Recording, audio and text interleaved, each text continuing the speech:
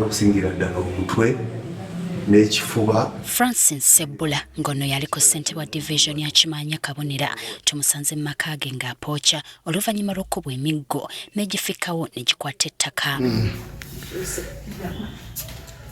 Wakati mu bulumi, Sebbula ategeezezza nti okkubwa ng'ekyokottale yabadde aliko ebbaala emu mwali ng'ajaguza okutuuka ku mazaalibwa ge. Kabangali ya poliisi gye yavudde gy'ataategedde abasirikale ne bagibuukako olwo naye ne bamuwalawala okutuuka emmotoka we yabadde. Gaabadde mazaalibwa gange olwaleero mpezza emyaka 54 egy'obukulu.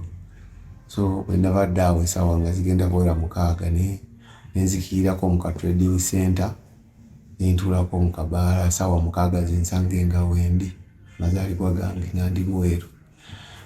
Mwabaddemu n'abantu abalala naye essaawa nga 7 emmotoka ng'ejjudde abasirikale neyimirira awo Bweru. Abasirikale bonna ne bavaako ne bayingira mu kabaala mwe nabadde.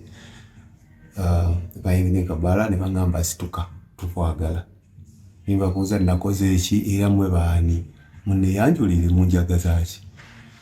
Banzitudde busituzi ne batwala Bweru ne batandika okunkuba ne banteeka ku kabangali y'emmotoka. Ono ayongeddeko nti bamututte ku poliisi y'e Kabonera ne bamutegeeza nga bwe bagenda okumwongerayo e Masaka kyokka bw'akalambidde n'abuuza ekimutwaza ekiddiridde kubadde kumuyisaamu mpi n'ansamba ggere. Ne bantuusa wabweru ne bankuba ebigala by'emmundu ne bankuba emiggo batuuni omutwe gwonna ekifuba ne banyalinya omukono ne bakuba emiggo kati naona gwadde guzimbye bwe guti.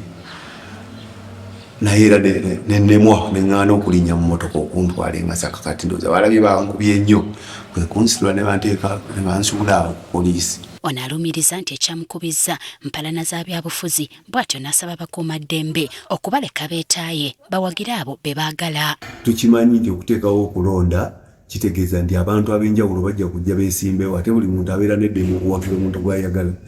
Kati ebintu bwebiti bwe bijja ate ne bitandikira ewaffe mu kyalo ffe twakeegatta ku site bireetera abantu okutya. Be tusanze bamujjanjaba batubulidde nti embeera gy'alimu tewoomya Nakabululu kyokka balina essuubi nti wakwongera okutereera. Mutuufu si nnungi naye bwe tumututteko mu ddwaliro dokita n'amukebera buli kimu n'atugamba nti mumuzzeeyokko ewaka naye ng'amukozeeko naye baamukubye nnyo mu mutwe guno lwakuba nti dokita agusibye naye gulimu ebintu ebizimbye ne mu kifuba muno ne bamumenya kano akantu ka wano kano wano.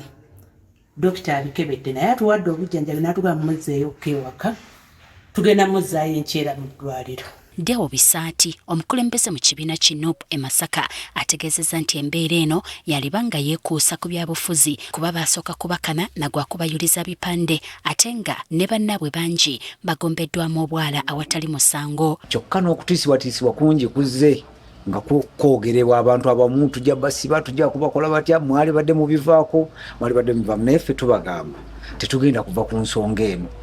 Abo abalowooza nti kubanga baasooka bipande byaffe ne bagenda nga babijjayo kati bwetunulya wa Sebbula okumukwata ekiro baasuse kusiba baana mu kitundu ekyo baana nga 2 ne batwalibwa nga tetumanyi twagenze kutegeera luvannyuma nti badde ku poliisi ekyabakuza. Patrick Kuteesa avuganya ku kifo ky'omubaka paalamenti owa Kimanya Kabonera alombozza engeri musajja we gye yakwatiddwamu kyokka ne yennyamira olw'ebitongole ebikuumaddembe gye bibatuntuzaamu. Zibadde zigenda kuwera ssaawa ndooza nga 4 nenfuna essimu nti bantegeeza nti bwe baamukutte baamusudde ku poliisi y'e Kabonera.